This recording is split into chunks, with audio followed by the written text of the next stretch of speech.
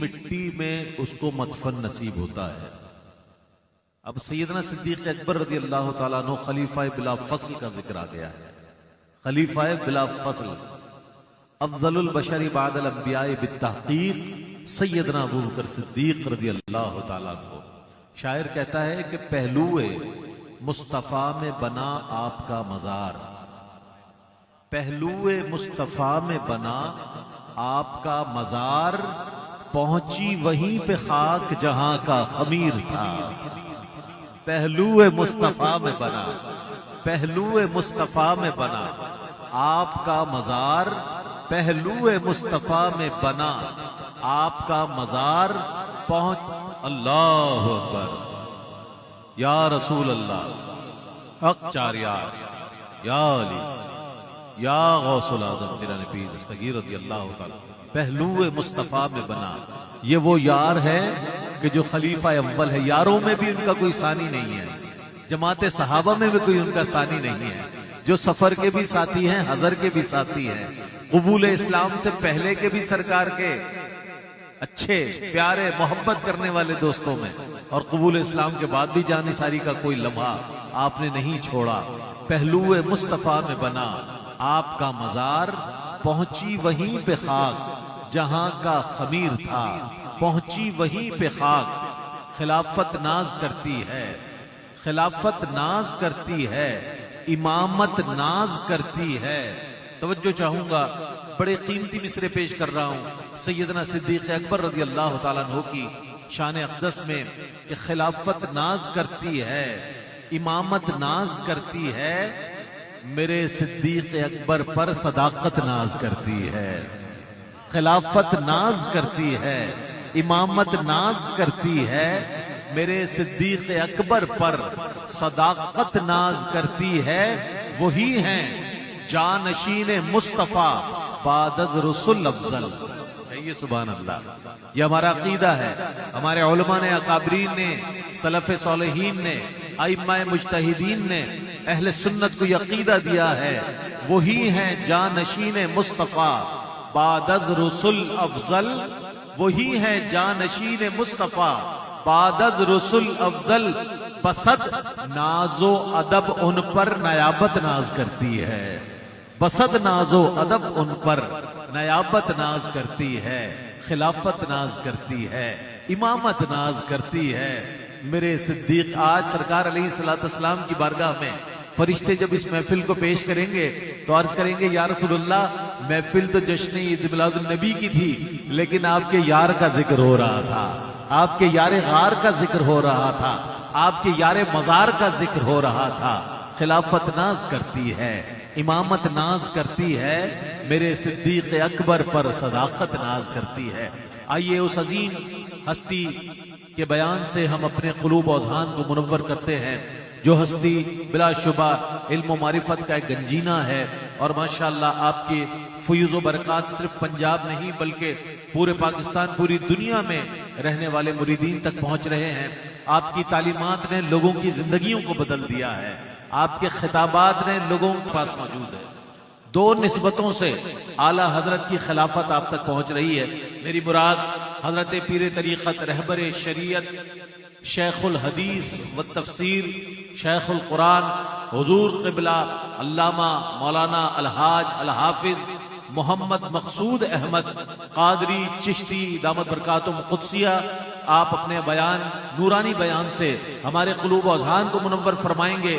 ایک ایک لفظ بڑا قیمتی ہوگا، ایک ایک لفظ سونے کے برابر، تولنے کے برابر ہوگا، تو آپ پوری توجہ کے ساتھ خطاب سنیں، انشاءاللہ فیوز و برکات اپنے گھر لے کر جائیں گے۔ نعرہ تکبیر، نعرہ تکبیر، نعرہ رسالت، ذرا آواز بلند کر کے نعروں کا جواب دے دے۔ نعرہ رسالت، نعرہ تحقیق، نعرہ حیدری، نعرہ غوثی۔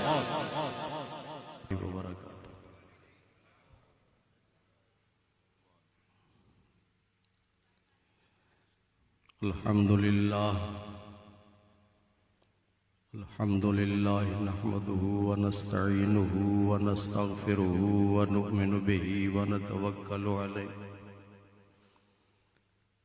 ونعوذ بالله من شرور أنفسنا ومن له ولا ضد له ولا مثل له ولا مثال له سرمدي أزلي أبدي دهري ديمومي لا أول له ولا آخر له ونشهد أن سيدنا وسندنا وحبيبنا وطبيبنا ومأوانا وملجأنا در الله المخزون سر الله المكنون نور الأفئدة والعيون سرور القلب المحزون عالم ما كان وما يكون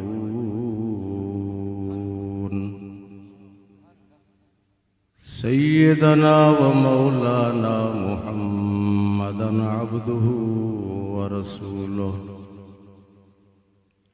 أما بعد فأعوذ بالله من الشيطان الرجيم بسم الله الرحمن الرحيم قد جاءكم من الله نور وكتاب مبين وقال تعالى في مقام آخر ألا إن أولياء الله لا خوف عليهم ولا هم يحزنون الذين آمنوا وكانوا يتقون صدق الله مولانا العظيم وبلغنا رسوله النبي الأمين الكريم انتہائی محبت کے ساتھ بلند آواز سے درود آواز کو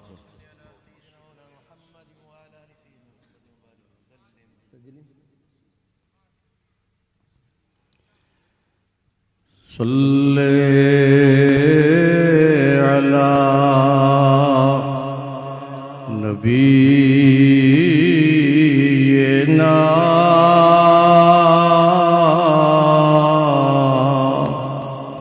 صلی علی محمد صلی علی شفیعنا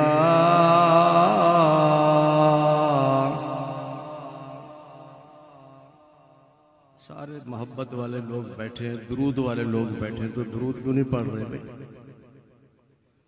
اتنی بلند آواز سے پڑھیں کہ ہوا سے آپ کی آواز ٹکراتی ہوئی سرکار کی بارگاہ میں پہنچے. بلغ العلا بکمالہ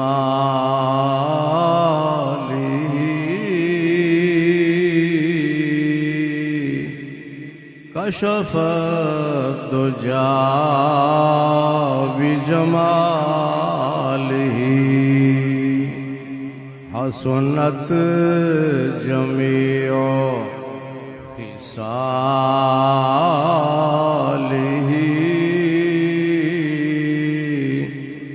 صلوا علیہ وآلہ صلی علی نبینا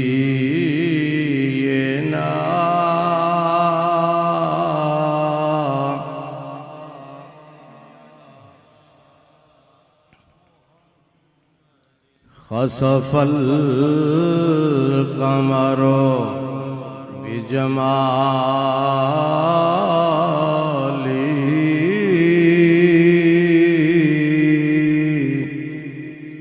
نطق الحجر بجلالہ خسف القمر بجماله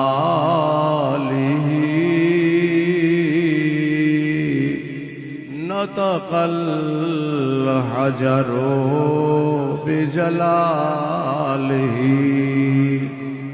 عجز البشر بکماله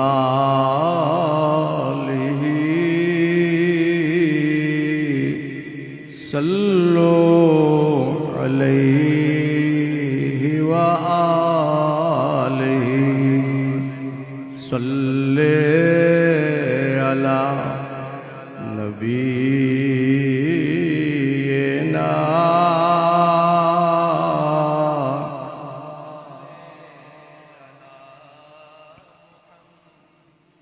عرش پہ تازہ چھیڑ چھاڑ فرش پہ ترفع دھوم دھام کان جدھر لگائیے تیری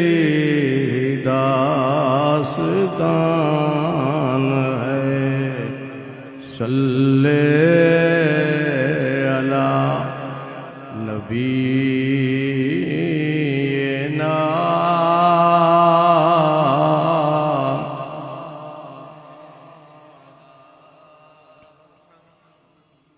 وہ جو نہ تھے تو کچھ نہ تھا وہ جو نہ ہو تو کچھ نہ ہو وہ جان ہے جہان کی جان ہے تو جہان ہے صلی علی نبینا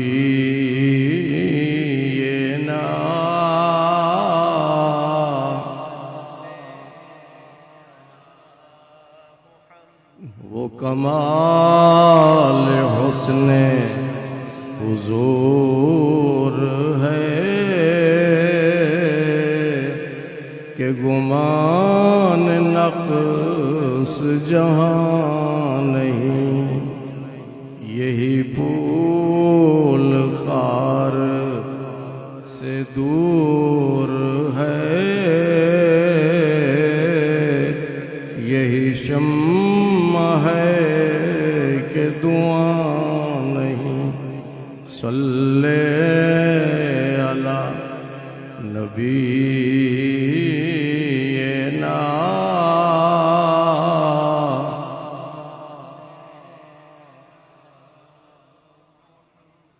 یا سیدی یا رسول اللہ کروں تیرے نام پہ جان فدا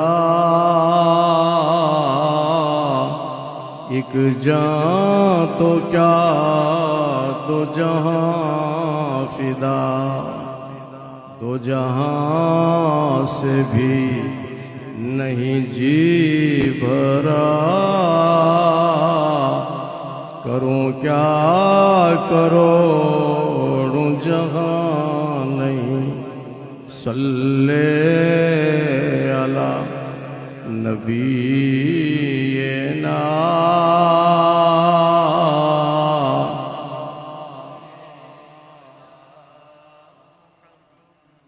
کروں مدح اہل دول رضا پڑے اس بلا میں میری بلا میں گدا ہوں اپنے کریم کا میرا دین پارنا نہیں صلی علی نبینا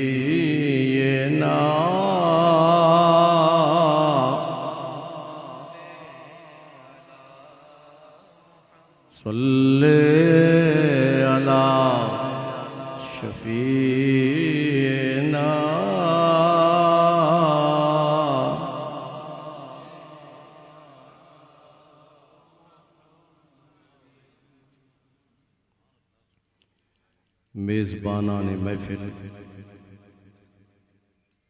جناب فیصل معین صاحب، جناب عامر معین صاحب، جناب سہیل معین صاحب، جناب اویس معین صاحب، جناب حافظ محمد حسن معین صاحب، مہمانان خصوصی حضرت علامہ مفتی محمد شریف حسنی صاحب، حضرت علامہ مولانا اشتیاق قادری صاحب،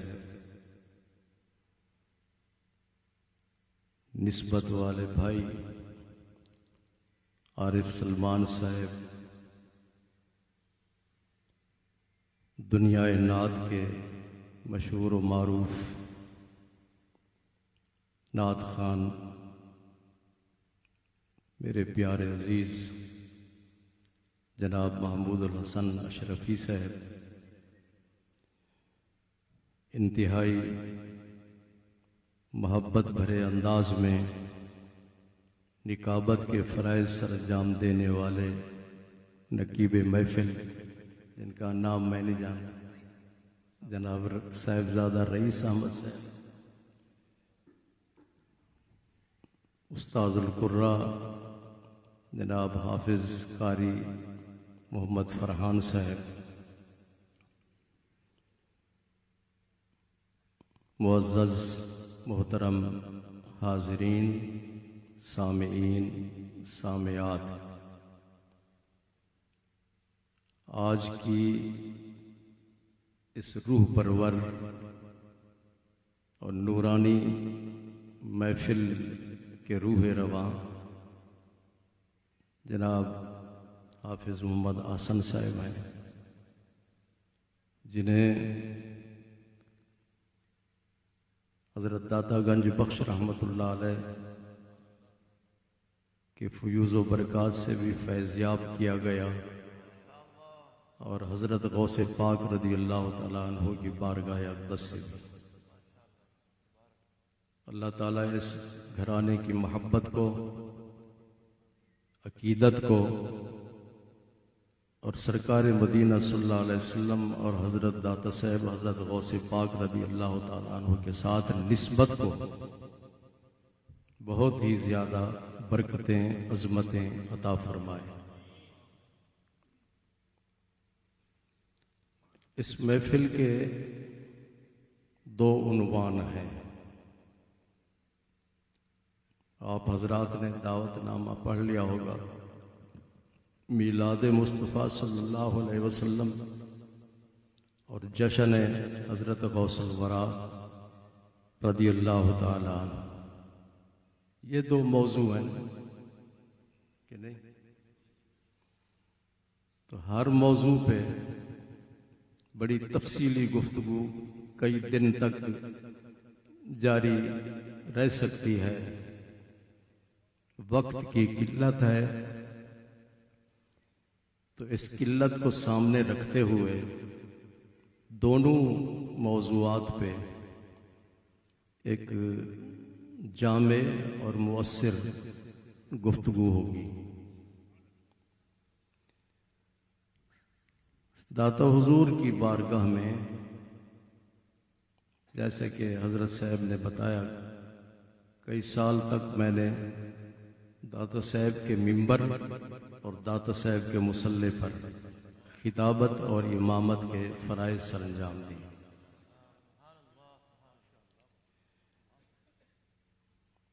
داتا صاحب کی اس عظیم مسجد میں ہر جمعہ تقریباً 20 سے 30 ہزار تک مجمع ہوتا تھا،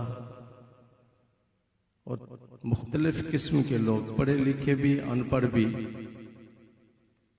وہاں پہ حاضر ہوتے تھے اور حاضر ہوتے ہیں، اور مختلف مسالک سے تعلق رکھنے والے لوگ بھی حاضر ہوتے ہیں۔ میں نے ہمیشہ اپنے خطاب میں حضور صلی اللہ علیہ وسلم کے اس فرمان کو سامنے رکھا، آپ نے ارشاد فرمایا کلم الناس علی قدر عقولہم لا علی عقولکم، لوگوں کی ذہنی سطح کو سامنے رکھتے ہوئے گفتگو کیا کرو، اپنی علمیت نہ جگایا کرو۔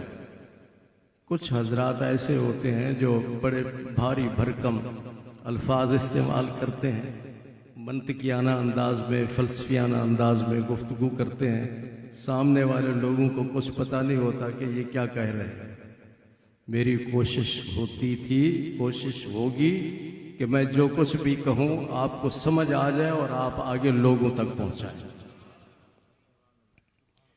پہلی بات تو یہ ہے کہ ہم میلاد کیوں مناتے ہیں۔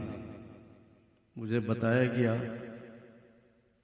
کہ عارف سلمان صاحب اور ان کے ساتھیوں نے محنت کی، کوشش کی، اور اس پورے علاقے میں بہت ساری جگہوں پہ میلاد شریف کی محفلیں منعقد ہوتی ہیں۔ ہم میلاد کیوں مناتے ہیں؟ جی، دوسرا یہ کہ میلاد کا فائدہ کیا ہے؟ محفل میلاد منانے کا فائدہ کیا ہے؟ پہلی بات یہ کہ میلاد کیوں مناتے ہیں؟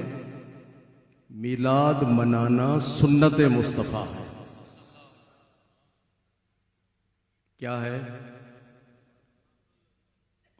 میلاد منا بولیں بھی، میلاد منانا یہ بدعت نہیں ہے۔ میلاد منانا بولیں سنت مصطفیٰ صلی اللہ علیہ وسلم ہے۔ حدیث پاک میں ہے، صحابہ کرام نے حضور صلی اللہ علیہ وسلم سے عرض کیا، آپ ہر پیر کو روزہ رکھتے ہیں؟ ہر پیر کو، پیر جانتے ہیں سوموار کا دن، انگلش میں منڈے کہا جائے گا، ہر پیر کو روزہ رکھتے ہیں، اس کی کیا وجہ ہے؟ تو حضور صلی اللہ علیہ وسلم نے کیا جواب دیا؟ ذرا غور کیجیے۔ آپ نے ارشاد فرمایا فیہ ولدت و فیہ انزل علی، پیر کے دن میرا میلاد ہوا، پیر کے دن میرا میلاد ہوا، میری ولادت ہوئی، میری پیدائش ہوئی،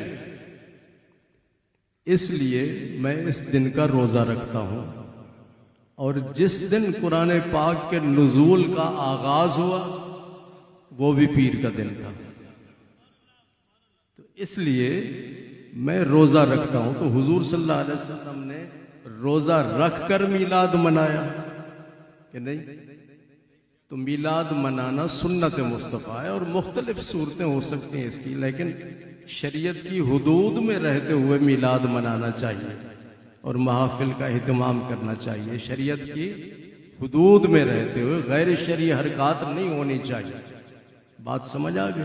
اس پہ اور بڑی لمبی چوڑی بات ہو سکتی ہے، لیکن وقت تھوڑا، صرف اتنی بات یاد رکھیں کہ میلاد منانا سنت مصطفیٰ صلی اللہ علیہ وسلم ہے، بدعت نہیں ہے، بدعت نہیں ہے۔ بدعت کہتے ہیں نئی چیز کو، اور نئی چیز تو نہیں ہے، حضور صلی اللہ علیہ وسلم نے خود اپنا میلاد منایا۔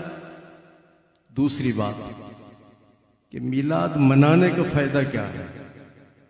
میلاد حضرت غوث پاک نے جو یہ جو 11ویں شریف ہے نا، 11ویں شریف مناتے ہیں نا، یہ حقیقت میں میلاد مصطفیٰ ہے۔ حضرت غوث پاک رضی اللہ تعالی، امام یافی فرماتے ہیں الروض النظرہ میں، وہ فرماتے ہیں کہ حضرت غوث پاک رضی اللہ تعالی عنہ ہر چاند کی 11 تاریخ کو میلاد مناتے تھے۔ آپ کے وصال کے بعد پھر آپ کے مریدوں نے بھی یہ سلسلہ جاری رکھا، پوری دنیا میں 11ویں شریف منائی جاتی ہے، اور کہا جاتا ہے غوث پاک کی 11ویں۔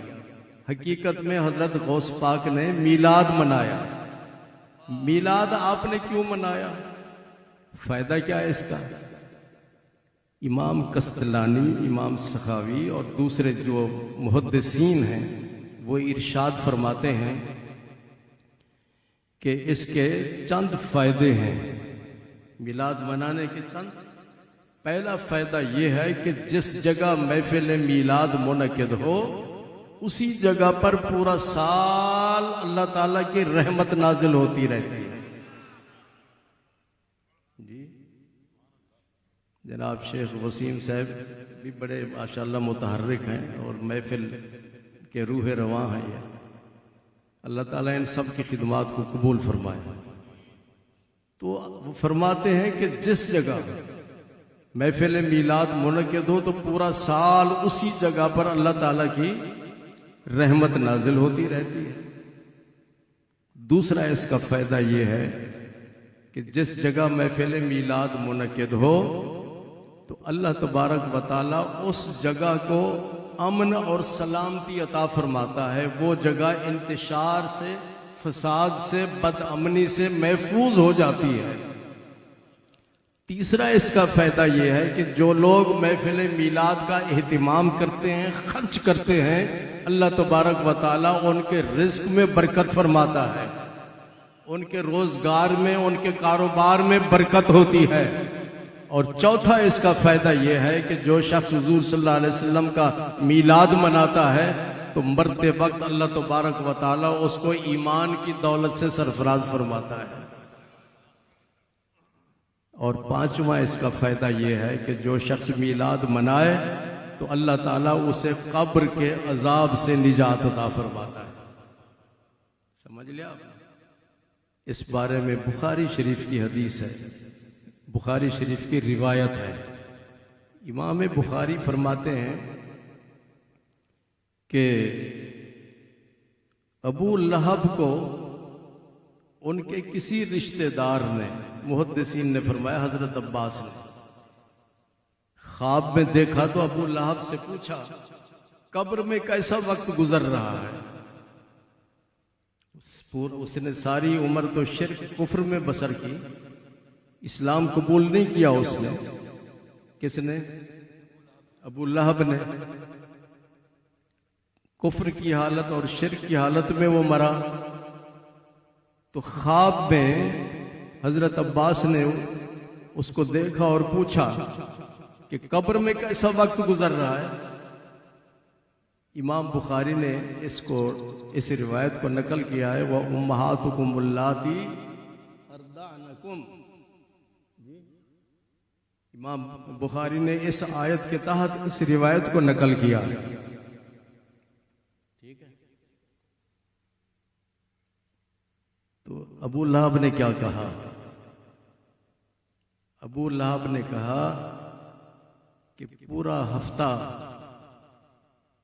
میں سخت قسم کے عذاب میں مبتلا ہوتا ہوں.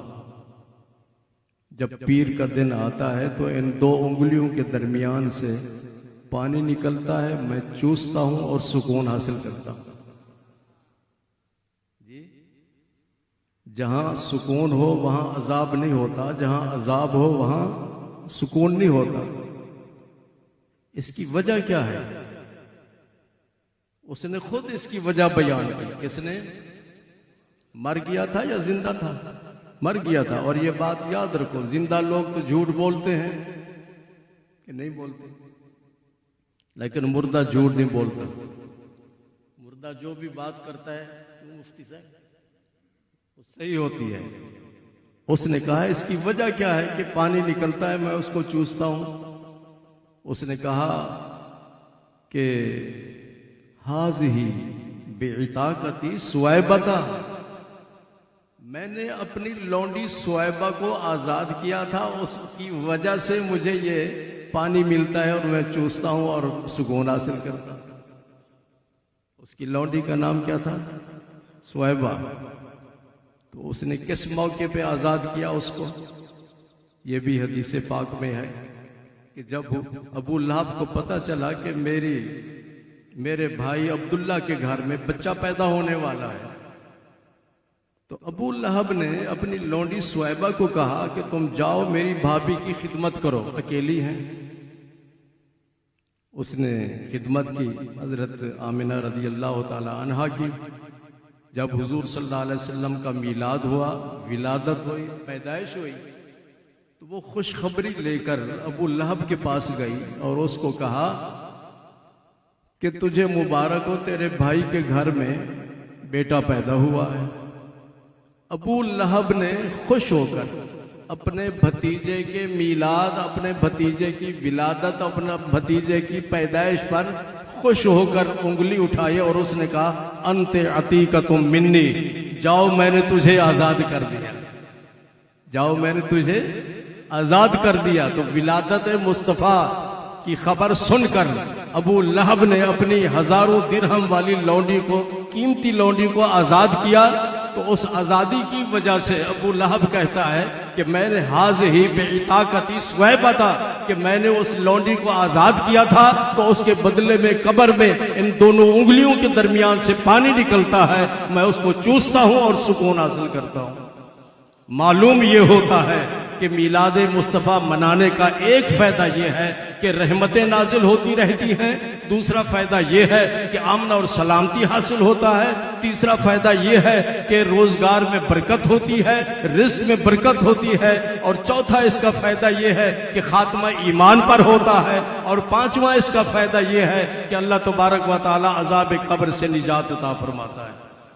میرے رب نے ارشاد فرمایا قد جاءکم من اللہ نور، تمہارے پاس اللہ کی طرف سے نور آیا، وکتاب مبین، اور روشن کتاب۔ نور سے مراد کیا ہے؟ حضرت سید المفسرین حضرت ابن عباس رضی اللہ تعالی عنہما ارشاد فرماتے ہیں نور سے مراد ہوا محمد صلی اللہ علیہ وسلم، تمہاری طرف سے نور آیا یعنی حضور صلی اللہ علیہ وسلم آئے۔ اللہ تبارک و تعالی نے آپ کو نورانیت عطا فرمائی، بے مثل نورانیت ہے، اور آپ بشر بھی ہیں، ہم آپ کی بشریت کا انکار نہیں کرتے، لیکن آپ کی بشریت بے مثل بشریت ہے، نورانیت بھی بے مثل ہے اور بشریت بھی بے مثل ہے۔ اور ہم بھی بشر ہیں، ہماری حالت یہ ہے کہ ہمارے جسم کا سایہ ہے، لیکن آقا کریم کے جسم کا سایہ نہیں تھا۔ ہمارے لعاب میں بیماری کے جراثیم ہیں اور لعاب مصطفیٰ میں شفا ہی شفا ہے۔ ہمارے پسینے سے بدبو نکلتی ہے اور آپ کے پسینے کی جو خوشبو تھی اس کا کستوری اور عنبر بھی مقابلہ نہیں کر سکتے تھے۔ معلوم ہوا آپ کی بشریت بھی بے مثل ہے اور آپ کی نورانیت بھی بے مثل ہے۔ جتنے فرشتے ہیں سب نور ہیں۔ آقا کریم صلی اللہ علیہ وسلم جب معراج کی رات تشریف لے گئے تو سدرۃ المنتہا پہ پہنچے، جبریل ساتھ تھا، آگے بڑھنے لگے تو آپ نے ارشاد فرمایا جبریل میرے ساتھ چلو۔ عرض کرتے ہیں لو دنوت ان بلۃ لا ترکت، اگر میں ایک پوٹے کے برابر بھی اوپر پرواز کروں تو میں جل جاؤں گا۔ آفا کہا، اس نے کہا، اس نے حضرت جبریل نے کہ میں آگے نہیں جا سکتا، تو حضور صلی اللہ علیہ وسلم آگے تشریف لے گئے۔ آپ کی نورانیت فرشتوں والی نورانیت نہیں، نورانیت بھی بے مثل ہے۔ اس نورانیت کا یہ عالم کہ آپ لامکان پہ پہنچے اور رب کا دیدار کیا۔ جی اللہ اکبر۔ طائف میں تھے تو جسم زخمی ہو گیا، خون نکل رہا ہے کہ نہیں؟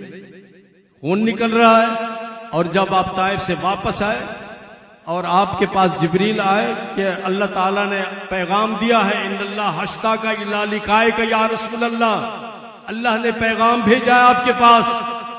کیا پیغام ہے؟ اللہ چاہتا ہے، اللہ چاہتا ہے کہ آپ میرے پاس آئیں اور میری ملاقات کریں۔ ان اللہ اشتاق الی لقائک یا رسول اللہ۔ پھر کیا ہوا؟ حضرت جبریل علیہ السلام نے آپ کا سینہ مبارک چاک کیا۔ حدیث پاک میں سرکار ارشاد فرماتے لم یکن الشق بعالۃ ولم یصل الدم، کہ سینہ مبارک چاک کیا گیا، کوئی چھری کانٹا استعمال نہیں کیا گیا، اشارہ کیا سینہ چاک ہو گیا۔ اور امام بخاری نے اس کو نقل کیا، حضور صلی اللہ علیہ وسلم فرماتے ولم یصل الدم، خون کا ایک قطرہ نہیں نکلا۔ آج جب آدمی کے دل کا آپریشن ہوتا ہے تو خون نکلتا ہے یا نہیں نکلتا؟ حضور صلی اللہ علیہ وسلم کے خون کا ایک قطرہ نہیں نکلا۔ بابا جی طائف میں خون نکل رہا ہے اور یہاں خون کا ایک قطرہ بھی نہیں، اس کی وجہ کیا ہے؟ طائف میں بشریت غالب تھی، نورانیت مغلوب تھی جی، اور اس یہاں معراج والی رات نورانیت غالب تھی اور بشریت مغلوب تھی، اسی لیے زمین سے آپ لامکان پہ پہنچے۔ وہی لامکان کے مکی ہوئے، سر عرش تخت نشی ہوئے جی، وہ نبی ہیں جن کے ہیں یہ مکان، وہ خدا ہے جس کا مکان نہیں۔ تو اللہ تعالیٰ نے ارشاد فرمایا تمہارے پاس نور آیا۔ کون آیا؟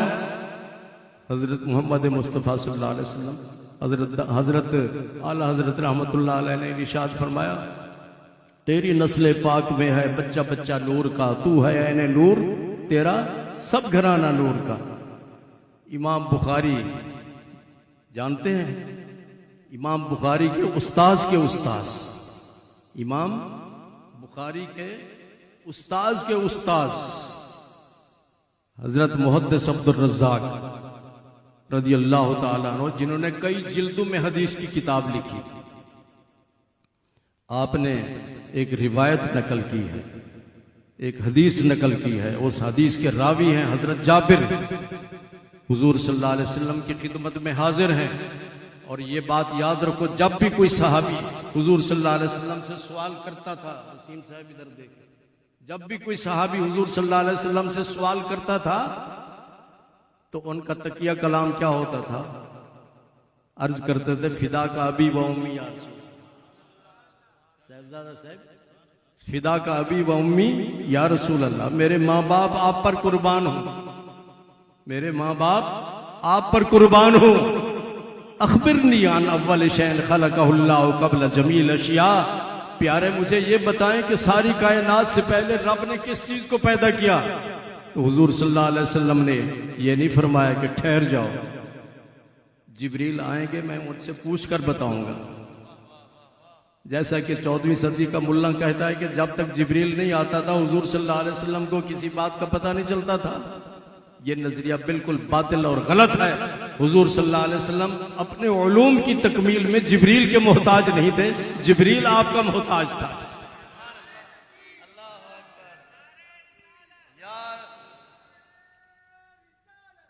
یہ حدیث ذہن نشین کر لیں، اس کو روح البیان نے نقل کیا۔ حضور صلی اللہ علیہ وسلم کی خدمت میں جبریل علیہ السلام حاضر ہوتے ہیں، عرض کرتے ہیں کاف کاف ہا یا عین صاد، عرض کرتے ہیں کاف، فرمایا علم تو میں جانتا ہوں، عرض کیا ہا، فرمایا علم تو میں جانتا ہوں، عرض کیا یا، فرمایا علم تو میں جانتا ہوں، عرض کیا عین، فرمایا علم تو میں جانتا ہوں، عرض کیا صاد، فرمایا علم تو میں جانتا ہوں۔ الف لام میم سنا ہے کہ نہیں؟ سارے ترجمے اٹھا کے دیکھ لو، اس کا معنی نہیں لکھا ہوا، اس کا معنی ذالک الکتاب کا معنی ہے، لیکن الف لام میم کا معنی نہیں ہے۔ اسی طرح الف لام را، اس کا معنی نہیں، حامیم عین سین کاف کا معنی نہیں، حامیم کا معنی نہیں، نون کا معنی نہیں، یاسین کا معنی نہیں، الف لام را کا معنی نہیں، حامیم عین سین کاف کا معنی نہیں۔ جبریل حیران ہے، عرض کرتے ہیں یا رسول اللہ صلی اللہ علیہ وسلم، قرآن کو لانے والا میں ہوں، کاف ہا یا عین صاد کو لانے والا میں ہوں، میں اس کا معنی نہیں جانتا، آپ کو کیسے پتہ چل گیا؟ جی الحمد سے لے کر بناس تک کون قرآن لایا؟ کہاں ہے عارف سلمان صاحب؟ کیوں جی؟ الحمد سے لے کر بناس تک پورا قرآن کون لے کر آیا؟ جبریل علیہ السلام۔ تو جبریل عرض کرتے ہیں یا رسول اللہ میں کاف ہا یا عین صاد کا معنی نہیں جانتا، آپ کیسے جانتے ہیں؟ آپ نے ارشاد فرمایا جبریل سن لو، ھذا سر بینی و بین ربی، یہ میرے اور میرے رب کے درمیان راز کی بات ہے۔ تم میرے پاس الفاظ قرآن لاتے ہو اور ان الفاظ کے معنی، ان کے مطالب، ان کے حقائق، ان کے دقائق، ان کے اسرار، ان کے رموز، ان کے اندر جو کچھ چھپا ہوا ہے وہ رب کائنات براہ راست میرے دل پر القا اور الہام فرماتا ہے۔ میں تیرا محتاج نہیں، میں اپنے رب کا محتاج ہوں۔ رب نے کیا فرمایا؟ وَعَلَّمَكَ مَا لَمْ تَكُنْ تَعْلَمْ وَكَانَ فَضْلُ اللَّهِ عَلَيْكَ عَظِيمًا، میں نے آپ کو ان تمام چیزوں کا علم عطا فرما دیا جو آپ نہیں جانتے تھے۔ اللہ فرماتا ہے میں نے ان تمام چیزوں کا آپ کو علم عطا فرمایا جو آپ نہیں جانتے تھے۔ ایک بات میں علماء کے سامنے رکھنا چاہتا ہوں، آپ کے لیے نہیں، علم کا معنی ہے جاننا۔ ایک مولوی صاحب نے کہا کہ جی حضور صلی اللہ علیہ وسلم کو فلاں چیز کا علم نہیں تھا، فلاں چیز کا علم نہیں تھا، فلاں چیز کا علم نہیں تھا۔ میں نے کہا رب کے ساتھ مقابلہ کرتے ہو؟ رب تو کہتا ہے جو آپ نہیں جانتے تھے میں نے ان تمام چیزوں کا علم آپ کو دے دیا۔ رب کہتا ہے علم کا معنی ہے جاننا۔ میں نے اس سے سوال کیا، وہ منطقی سوال ہے۔ علم کی دو قسمیں ہیں، العلم المطلق، مطلق العلم۔ دو قسمیں، العلم المطلق اور مطلق العلم۔ پھر العلم المطلق کی چار قسمیں ہیں، العلم المطلق اجمال کل، العلم المطلق تفصیل کل، العلم المطلق اجمال کل، العلم المطلق اجمال بعض، العلم المطلق تفصیل کل، العلم المطلق تفصیل بعض۔ یہ چار قسمیں ہیں العلم المطلق کی، اور چار قسمیں ہیں مطلق العلم کی۔ مطلق العلم اجمال کل، مطلق العلم اجمال بعض، مطلق العلم تفصیل کل، مطلق العلم تفصیل بعض۔ میں نے کہا مولوی صاحب یہ 8 قسمیں ہیں علم کی، تم جو کہتے ہو کہ حضور صلی اللہ علیہ وسلم کو علم نہیں تھا، تو اس علم سے مراد کیا ہے؟ ان 8 قسموں میں سے کون سا علم نہیں تھا آپ کے پاس؟ اور اللہ کے پاس علم ہے تو اللہ کے پاس کون سا علم ہے؟ وہ حیران پریشان ہو گیا، کہنے لگا جی آپ تو منطقی باتیں کر رہے ہیں۔ میں نے کہا میں تو منطقی باتیں کر رہا ہوں اور تم جاہلانہ گفتگو کر رہے ہو۔ جی جاہلانہ باتیں نہیں چلتی، عالمانہ بات کرو۔ یہ 8 قسمیں ہیں علم کی، اللہ تعالیٰ کے پاس علم ہے، تو ان 8 قسموں میں سے کون سا قسم ہے اللہ کے پاس؟ اور ان 8 قسموں میں سے حضور صلی اللہ علیہ وسلم کے پاس کون سا علم ہے؟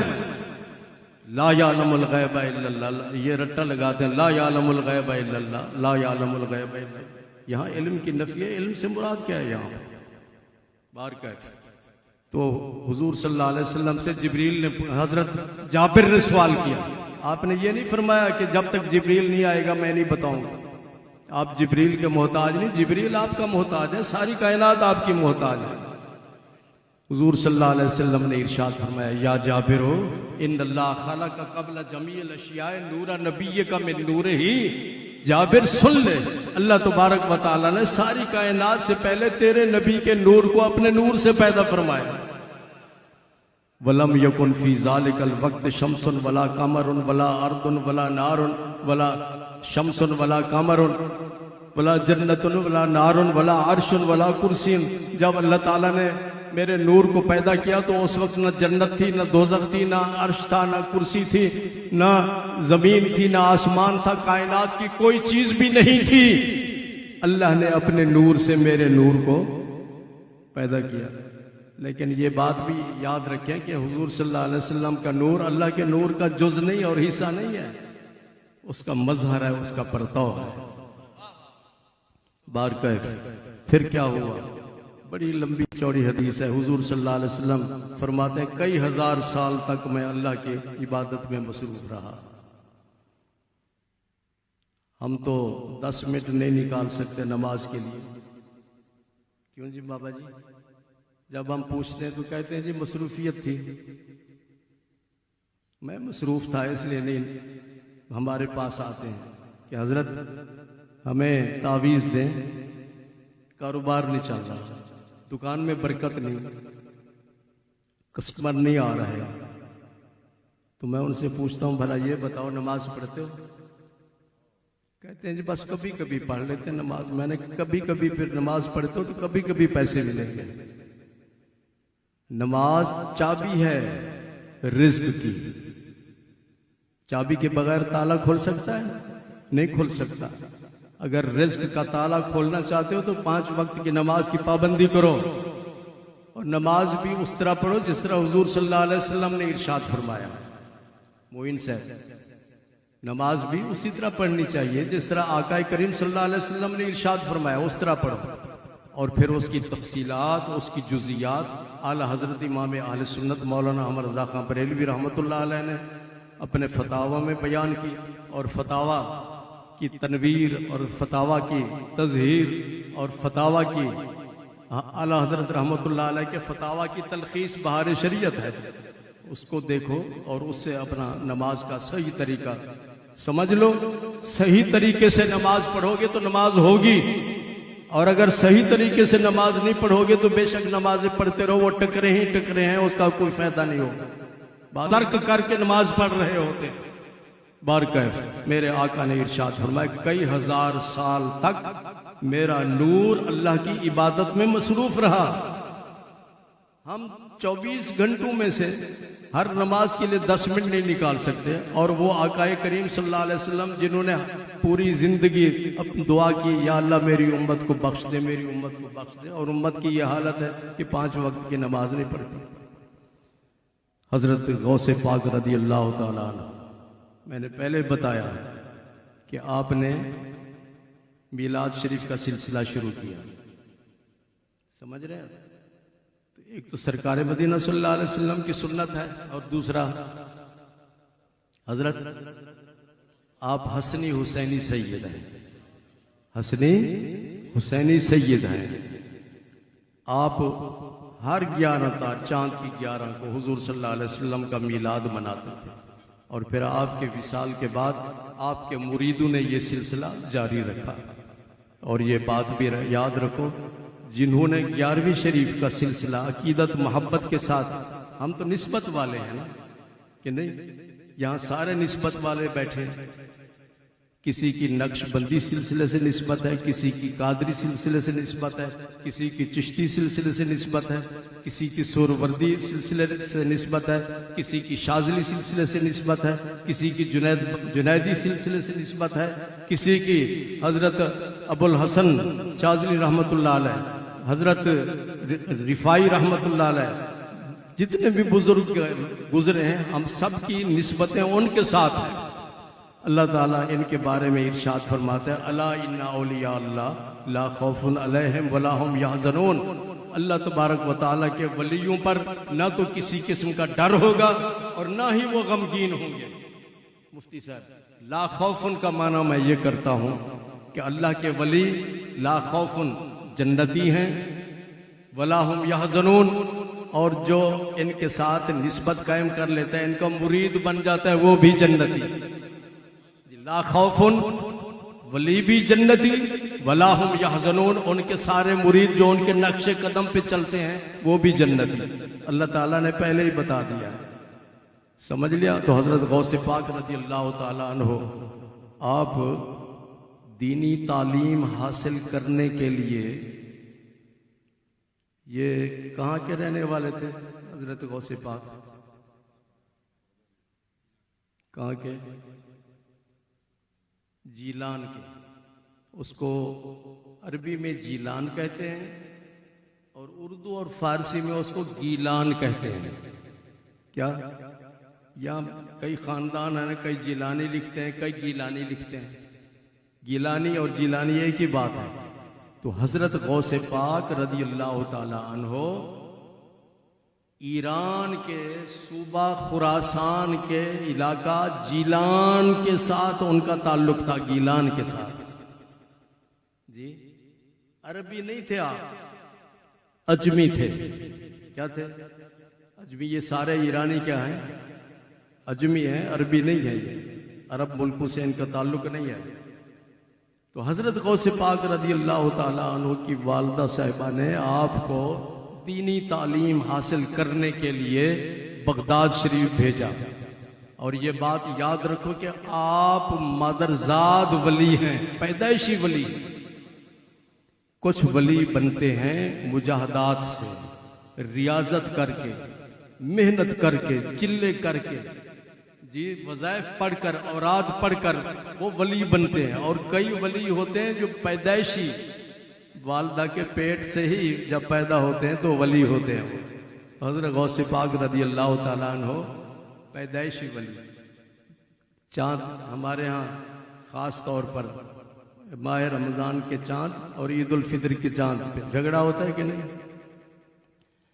تو اس وقت بھی جھگڑا ہوتا تھا، تو لوگ پوچھتے تھے کہ ماہ رمضان کا چاند نظر آیا کہ نہیں، تو پھر اس کو کہا جاتا تھا کہ بھئی سادات کے گھر میں ایک بچہ پیدا ہوا ہے، جاؤ پتہ کرو اس نے آج دن کو دودھ پیا یا نہیں پیا۔ تو حضرت غوث پاک رضی اللہ تعالیٰ عنہ دن کو بتاتے تھے کہ آج آپ نے دودھ نہیں پیا، تو ان کو پتہ چل جاتا تھا کہ آج ماہ رمضان شروع ہو چکا ہے۔ تو حضرت غوث پاک رضی اللہ تعالیٰ عنہ علم حاصل کرنے کے لیے کہاں گئے؟ بغداد شریف۔ تو معلوم یہ ہوا کہ قرآن اور حدیث کے علم کو حاصل کرنا اللہ کے ولیوں کی سنت ہے۔ اور پھر حضرت غوث پاک ارشاد فرماتے ہیں درست العلم حتی صرت قطبا ونلت السعد من مولا الموالی۔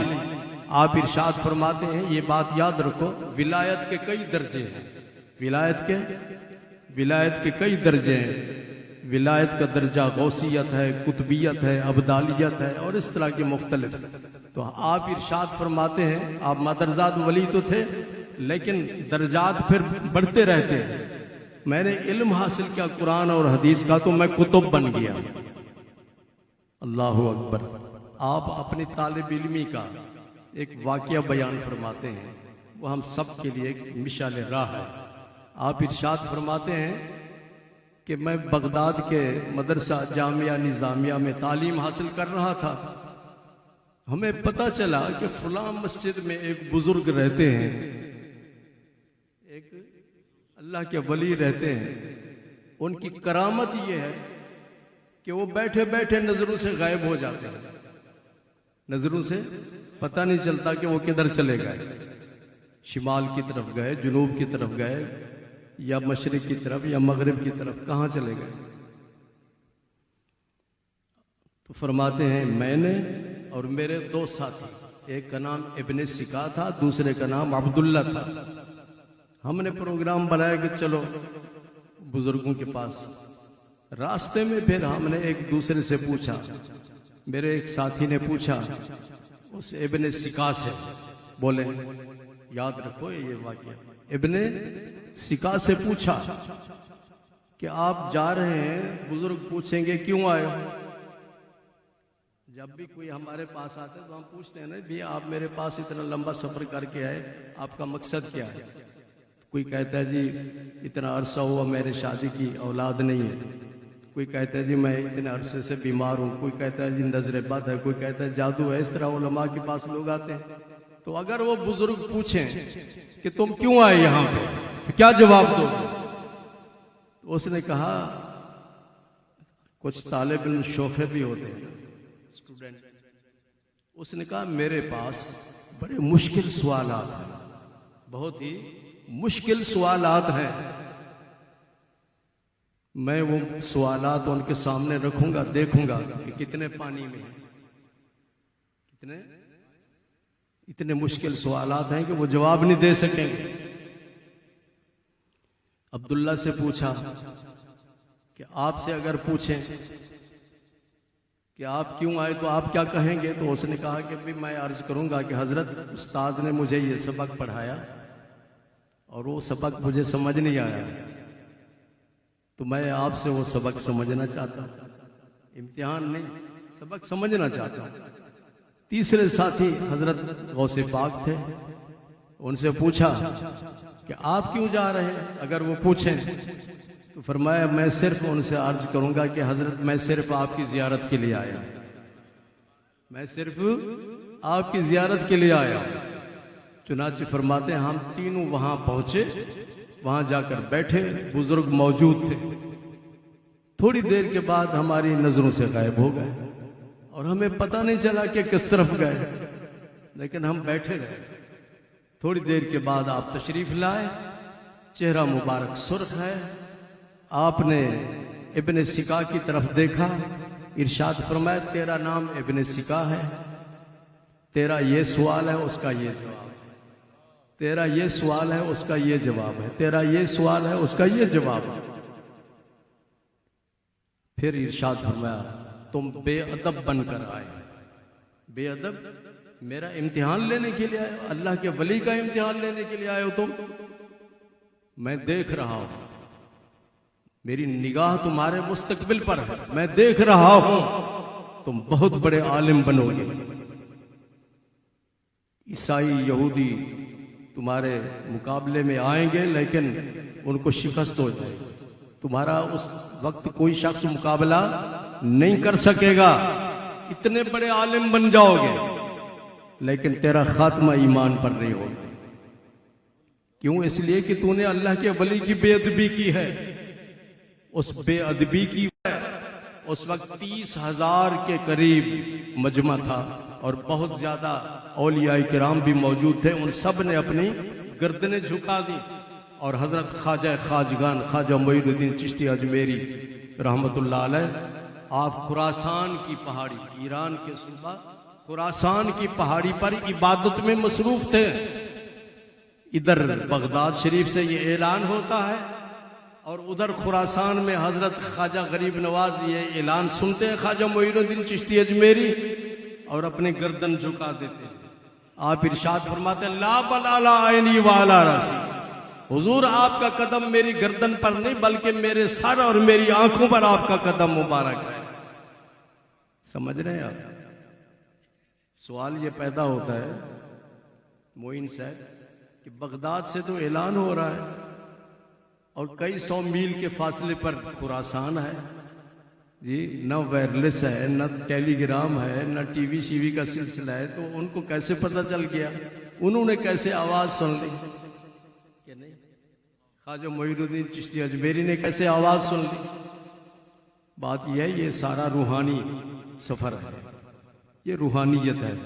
جب حضرت ابراہیم علیہ السلام نے کعبۃ اللہ شریف کی تعمیر مکمل کی تو اللہ تعالیٰ نے ارشاد فرمایا کہ ابراہیم اعلان کرو کہ لوگوں تم پر حج فرض ہے. عرض کیا کہ یا اللہ جو مکے کے رہنے والے ہیں وہ تو میری آواز سن لیں گے اور قیامت تک آنے والے لوگوں تک میری آواز کیسے پہنچے گی؟ اور اس وقت جو دوسرے ملکوں میں لوگ رہتے ہیں وہاں کیسے پہنچے گی آواز؟ تو اللہ تعالیٰ نے ارشاد فرمایا کہ ابراہیم آواز دینا تمہارا کام ہے، آواز کو پہنچانا ہمارا کام ہے. تو یہ روحانیت کے سلسلے ہوتے ہیں. تو فرمایا کہ قدمی حاضی الی رقبۃ کل ولی اللہ، میرا یہ قدم ہر ولی کی گردن پر ہے. اور حضرت خواجہ معین الدین چشتی اجمیری نے ادب کا مظاہرہ کرتے ہوئے عرض کیا حضور گردن پر نہیں میرے سر اور آنکھوں پر آپ کا قدم مبارک. اس ادب کی برکت سے اللہ تبارک و تعالیٰ نے حضرت خواجہ معین الدین چشتی اجمیری کو تاجدار ہند بنا دیا. جب آپ اجمیر شریف پہنچے، مدینہ منورہ حاضری کے لیے پہنچے تو خواب میں حضور صلی اللہ علیہ وسلم کی زیارت ہوئی. حضور صلی اللہ علیہ وسلم نے ارشاد فرمایا معین الدین جاؤ اجمیر میں مرکز بناؤ اور اسلام کی تبلیغ کرو. عرض کرتے ہیں یا رسول اللہ صلی اللہ علیہ وسلم میں نے تو اجمیر دیکھا نہیں، ہندوستان تو دیکھا نہیں. تو خواب میں حضور صلی اللہ علیہ وسلم نے ہندوستان کا نقشہ عطا فرمایا اور اس میں اجمیر کو نشان زد فرما دیا.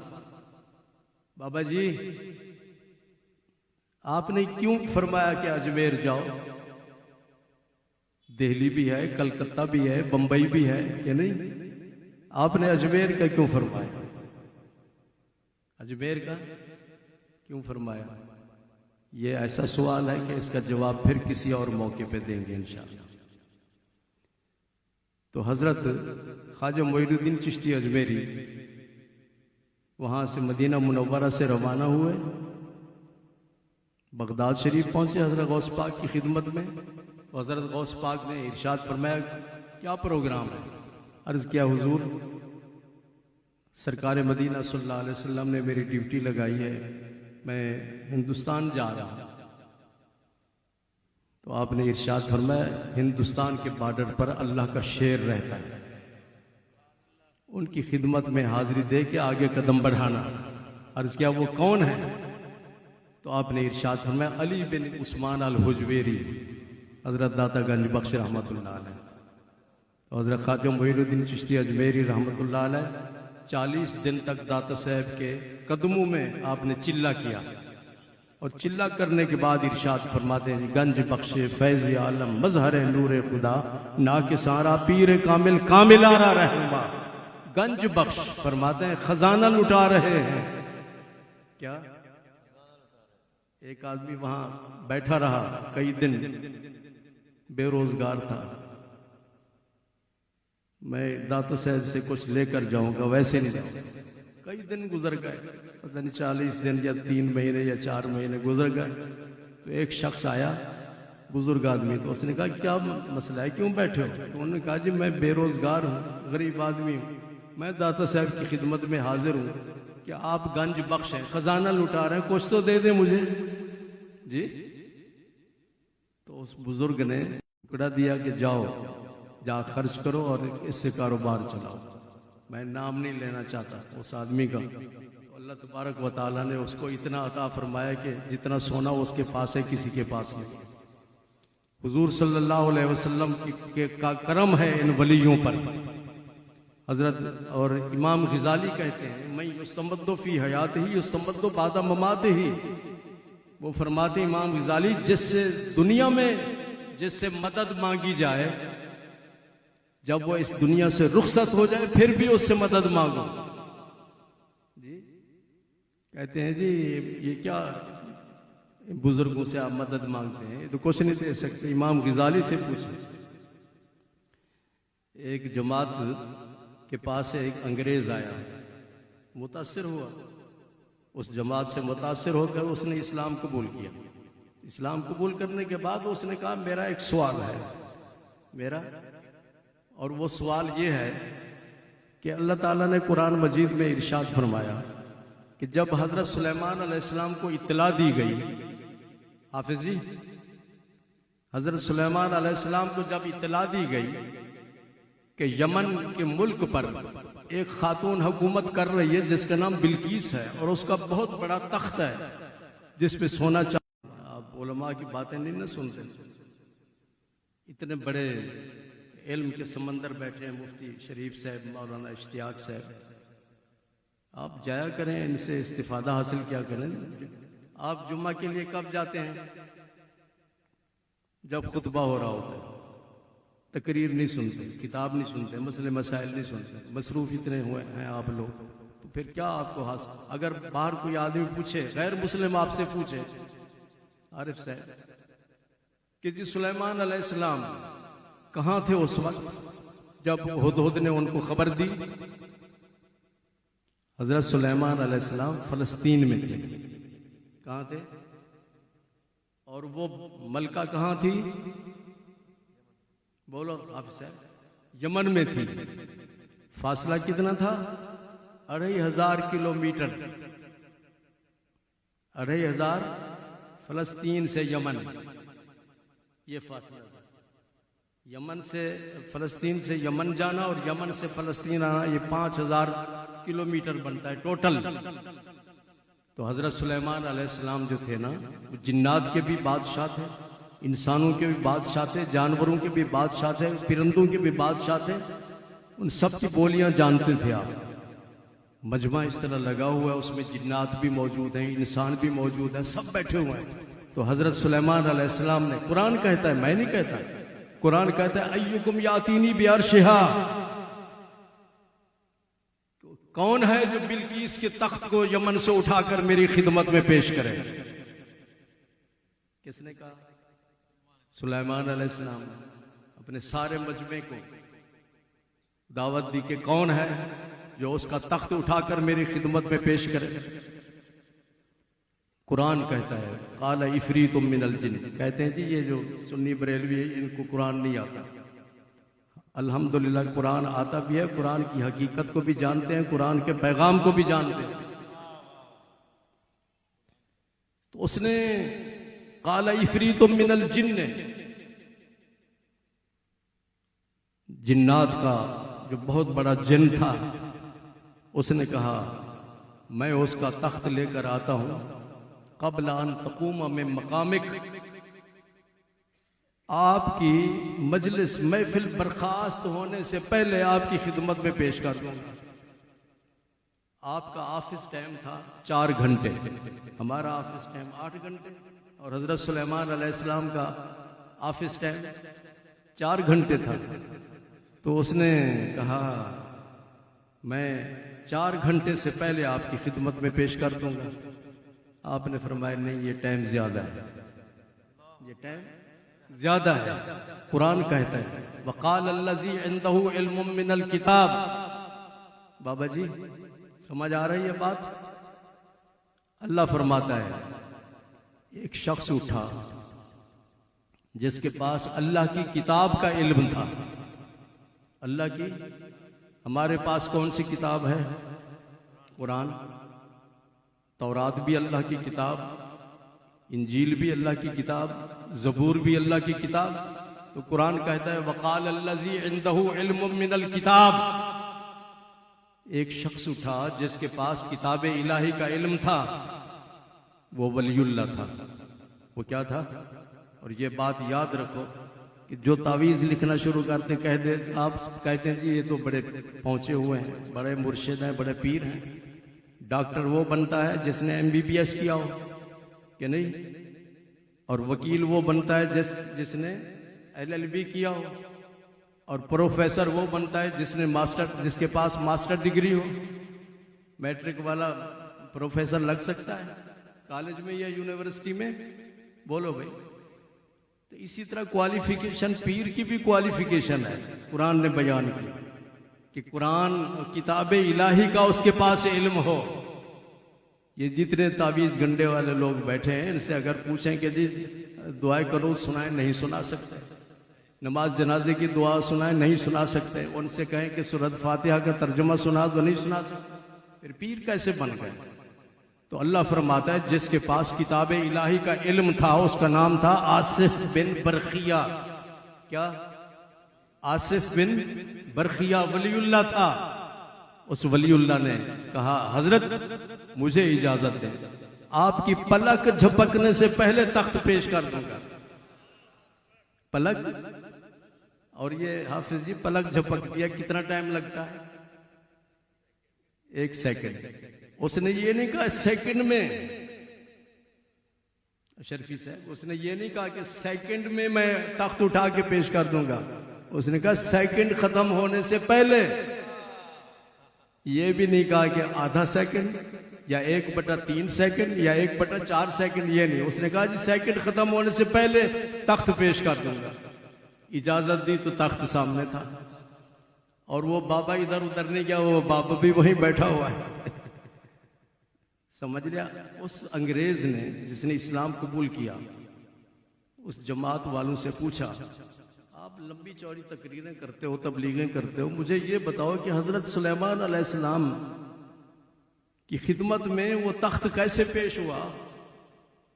جی وہ تخت، یہ بڑی ریسرچ کرتے ہیں نا انگریز لوگ۔ ہم بھی سفر کرتے ہیں جب جہاز میں، تو ہم تو تسبیح پڑھ رہے ہوتے ہیں، وہ کتاب اٹھا کے پڑھ رہے ہوتے ہیں، جی کتابیں پڑھ رہے ہوتے ہیں، بڑی ریسرچ ہوتی ہے۔ اس نے کہا کہ یہ میری سمجھ میں نہیں آ رہا، یہ کیسے ہو سکتا ہے کہ سیکنڈ سے پہلے تخت، اتنا بھاری بھرکم 5000 کلومیٹر جی آنا جانا، 5000 کلومیٹر کوئی معمولی نہیں ہے مسافت، یہ کیسے؟ انہوں نے کہا کہ بس یہ اس طرح باتیں انہوں نے ٹال مٹول کر دیا، اس کو سمجھ نہ آئی۔ وہ اس کو ساتھ لے کر جا رہے تھے، جب داتا صاحب کے مزار کے قریب پہنچے، داتا صاحب کے مزار کے قریب پہنچے تو اس نے پوچھا یہ اتنے سارے لوگ یہاں پہ جا رہے ہیں، اتنا مجمع ہے، یہ کون ہے؟ تو انہوں نے کہا کہ یہاں ایک بزرگ ہیں، ان کا مزار ہے، یہ لوگ وہاں جا رہے ہیں اور شرک کا اڈا بنا ہوا ہے۔ تو اس نے کہا کہ اچھا میں ذرا جاتا ہوں اور جا کے دیکھتا ہوں اندر کہ کیا ہو رہا ہے۔ وہ انگریز جو مسلمان ہو چکا تھا وہاں پہنچا، جب وہاں پہنچا تو وہاں بیٹھا ہوا اس نے بس لوگوں کو دیکھ رہا تھا کہ لوگ کیا کر رہے ہیں، کوئی تسبیح پڑھ رہا ہے، کوئی نفل پڑھ رہا ہے، کوئی قرآن پاک کی تلاوت کر رہا ہے، بیٹھا ہوا ہے۔ ایک آدمی آیا تو اس نے کہا کہ آپ کو کچھ چاہیے؟ ایک بابا بوڑھا سا، کچھ چاہیے؟ تو اس نے کہا کہ ہاں مجھے چائے چاہیے۔ کیا؟ چائے چاہیے۔ اس کو بس بھوک لگی ہوئی تھی، مجھے چائے چاہیے. اچھا، تھوڑی دیر کے بعد انہوں نے چائے پیش کر دی. تو وہ حیران ہو گیا کہ یہ چائے جو برتن ہے، کپ ہیں، یہ تو میرے کپ ہیں جو میں لندن میں اس کپ میں چائے پیتا تھا. جی یہ تو وہی کپ ہے جس کپ میں میں چائے پیتا تھا لندن میں. پیش کیا، آپ نے دے دی. آپ نے فرمائی اسی طرح حضرت سلیمان علیہ السلام کے ولی کا ایک کرامت تھی، اس کو جواب مل گیا. اس نے پھر کہا ان کو، جماعت والوں کو، کہ جی آپ جائیں، میں داتا حضور کے قدموں میں رہوں گا. پھر اس کا وصال ہوا اور اس کی قبر بھی وہیں داتا صاحب کے مزار کے قریب قبرستان میں ہے. دعا کیجئے کہ اللہ تبارک و تعالی ہمیں بزرگوں کا ادب احترام کرنے کی توفیق عطا فرمائے. اگر آپ کچھ لینا چاہتے ہیں نا اللہ والے سے تو ادب کریں. ادب سے فیض ملتا ہے اور بے ادب کو فیض نہیں ملتا. کافی ہے حافظ جی. اللہ تعالیٰ آپ سب کو سلامت رکھے. آپ سب کی حاضری کو اللہ تعالیٰ قبول و منظور فرمائے. وآخر دعوانا ان الحمدللہ رب العالمین.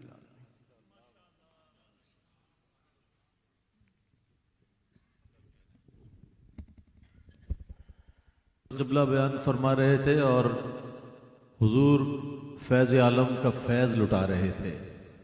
سید حجویر مخدوم امم، سید حجویر مخدوم امم، مرقد او پیر سنجر راہ حرم، مرقد او پیر سنجر راہ حرم. اقبال نے حضور داتا گنج بخش علی حجویری رحمۃ اللہ تعالی علیہ کی بارگاہ میں بہت ہی خوبصورت انداز میں یہ شعر پیش کیا، اور بھی اشعار ہیں.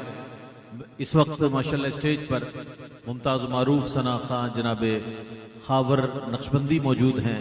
میں ان سے گزارش کروں گا کہ اپنی عقیدتیں اور محبتیں سرکار علیہ الصلوۃ والسلام کی بارگاہ میں پیش کرنے کی سعادت حاصل کریں. جناب خاور نقشبندی